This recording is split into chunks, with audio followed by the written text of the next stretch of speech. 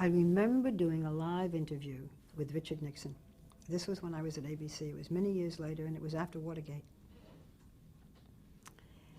And it was the first live interview that he had done, and the first network interview that he had done after having left office, after being forced out of office. He had done one interview earlier with David Frost, but it was an interview that he was paid to do, and it was edited, and therefore it wasn't the same.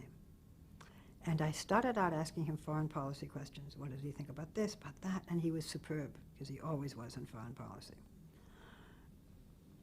Two things happened. One, he perspired tremendously, and I realized when I'd heard about his early debates with Jack Kennedy, the early debates for the presidency, and one of the reasons, this was early television, black and white I believe, that they said that Nixon lost, was that he perspired so, and he wasn't wearing the right makeup. Well, he had the kind of, some people do perspire, you know, and when I do interviews, I give them a piece of Kleenex and say, now blot yourself down.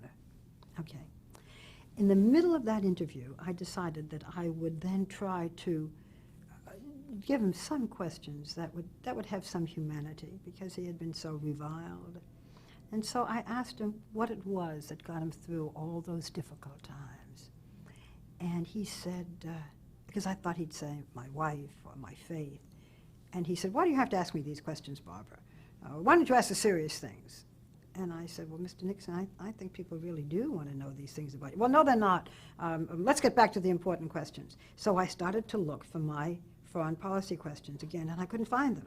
But I had written them myself, so I remembered all of them. And then we went on, and 1 minute, this is when I'm talking about time, I asked for a 1-minute cue before the end of this hour interview. And I said, Mr. Nixon, are you sorry you burnt the tapes? And for the first time, he said, yes, I am. And he had only about 30 seconds to answer, and it was a great climax. And I remember that very well, because when I stood up, I realized that I had slipped the foreign policy questions under my seat because I didn't want them to mix up with the others, and that's why I couldn't find them.